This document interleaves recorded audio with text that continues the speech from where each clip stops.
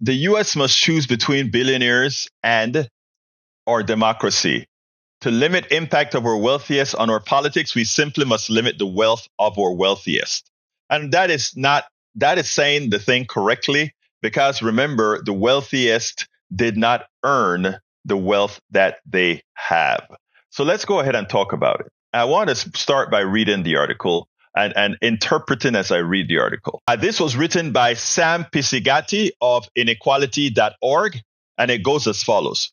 One person, one vote, the classic essence of democracy. But what if that one person happens to be fabulously rich? Does that one person actually have just one vote? Can we have anything approaching democracy when some among us are sitting on fortunes grander than the rest of us can imagine? Americans have been actively debating questions like these for almost a century and a half, ever since we entered the era of Mark Twain quite artfully tagged the Gilded Ages. We never totally ended the Gilded Epoch, but we came close. By the 1950s, Americans of massive means faced tax rates as high as 91% on their income over $200,000, the equivalent of about $2.4 million today. In those same years, the wealth Americans wealthiest left behind when they entered the great beyond faced an estate tax top rate that could go as high as 77%. Wealthy married couples here in 2024, by contrast, can totally exempt as much as $27.2 million from any federal estate tax. Our wealthiest today have good reason to be high-fiving these wealth enhancing new tax realities. Top 1% are now grabbing 21% of our nation's income, over double the top 1% income share in 1976. Back in the same 1976, the always helpful World Inequality Database reminds us the 40% of Americans in the nation's statistical middle held just over a third of America's wealth, 33.7%. The top 1%, considerably smaller share that year, 22.6%. Today's story, our richest 1% hold just about 35% of our nation's wealth. Our middle 40%, less than 28%. The wealthiest of our wealthy, a just released report from Americans from Tax Fairness points out, are doing their best to keep those good times for America's rich rolling. Just 50 billion billionaire families, a new ATF report details, have already injected more than, listen to this, $600 million collectively into the crucial 2024 election, with that number sure to show accelerating growth in the final 6 months of the campaign. Think about that. This is almost $1 billion, $600 million that the wealthy billionaires, 50 billionaires, have injected into our current election. Think about that. That's just throwaway money for them. If you can give away 600 million, 50 of you, that just shows you the amount of money that you have.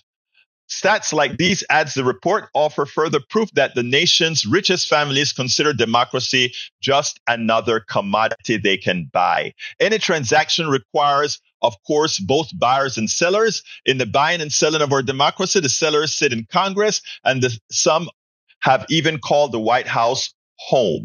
This spring, one particular former president has been doing selling aplenty to get back to his former 1600 Pennsylvania Avenue address. In one recent private event, the Washington Post reports Donald Trump asked oil industry executive to raise $1 billion for his campaign, and said raising such a sum would be a deal given how much money they would save if we were reelected. Now think about that. This guy was not he is so sure that he will not suffer any repercussions from this, that he doesn't mind saying the bribery out loud.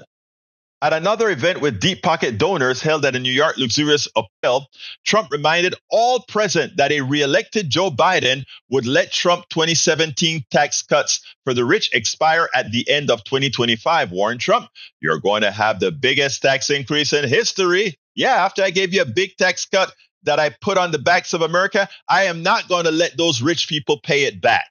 That's what he's saying. What can we do to significantly limit how deeply political candidates can feed at the billionaire trough? The billionaire family business, the New Americans for Tax Fairness report advances two core recommendations. The first, we need to reform our current campaign finance landscape. A good place to start would be ending our burgeoning dark money political contribution. Get rid of Citizens United as well. To run our already feeble federal limits on political giving and at the same time keep their donations secret, our contemporary billionaires have over recent years been advancing frightfully huge sums to nonprofits that don't have politics as their primary purpose. These nonprofits have then been moving those dollars to billionaire-friendly candidates without having to publicly reveal the identity of the billionaire behind the contribution. It's a fraud. What they do is they allow these guys to give money to 501c3, C4s, and other entities, and then these entities support other politicians based on educational purposes, based on all these other things. They don't have to reveal their sources of income, and voila, your election is bought. The other thing that they do is something like what President Trump did, former President Trump did with Truth Social, right? You create Truth Social. Truth Social creates nothing. They have no profits, no nothing. And what do? They collect, they are capitalized at several $billion. They don't make any money, but they're capitalized at several $billion. And then what happens? The billionaire goes ahead and he buys a whole lot of stocks in Truth Social. And Donald Trump, being the owner of Truth Social, keeps most of the stocks. And as he keeps these stocks, what happens? Oh my God. He makes a lot of million. Robert Davenport, again, thank you so kindly. Robert Davenport gave us another support before. What do I call this? I'm losing my mind. Another support for Smart Chat. Folks, love you guys. Keep supporting with the Smart Chat because that is how we get things done here. Thank you, Davenport, for that great support. Again, you the man, as Bridge MCP says. But continue. Let me get through with the article. To end but closing gapping holes like this dark money 2 steps.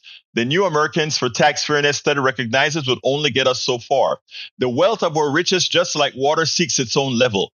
Cut off channel and that wealth will find another. To limit the impact of our wealthiest on our politics, in other words, we simply must limit the wealth of our wealthiest. We need, as the New American for Tax Fairness paper puts it, more effective taxation of billionaires. And that more effective taxation must include moves to seriously tax the billionaire inheritance that leave economic dynasties with plenty of spare cash to try to influence elections. Without these sorts of moves, the ATF concludes, we'll continue to have no practical limit to how much billionaire families can spend on getting their allies into office. Plutocracy can flourish in that environment. Democracy most definitely cannot. Once you get out of your mind that a billionaire has earned their money, you say, I've gotten that out of my mind. I know from a statement of fact that billionaires have not earned that money. That is money made on all of our backs. Some directly from the work that the engineers and everybody else do for these people. And 2, also, that is earned, or rather, that comes from them taking advantage of the commons, as was clearly stated by Dr. Manuel, by Dr. Manuel, who we had here on the show previous, Dr. Manuel Pastor. Bruce Pollard said he doesn't make money until he sells it, which he can't buy, but maybe he has a scheme. Oh, the scheme is there, Bruce, is for all of us to see. That the rich guy is going to keep that stock propped up. In other words, when he has to hold it for 6 months. When he holds it for 6 months and he tries to dump it, normally, given that the stock is worth nothing, it should crater. But it won't crater because there'll be somebody else to pick up the other end of the transaction. It's the perfect grift. It's the perfect crime because the stock market in itself is a criminal enterprise that's made legal. I mean, it's a legally criminal enterprise is the way I put it. We spend a lot of time deconstructing the news, trying to parse it into a form that everybody can understand. We try to find those little nitpicks where it flies above the fray, etc. If you really like these videos that we do, I want to ask a big favor. Please go ahead. Number one, subscribe to our channel, and number two, please join if you can. Thank you so kindly for watching. Keep watching. Please remember to share. We must populate the entire internet with our progressive message, a message that we know is what most Americans say that they want. So help us, please join.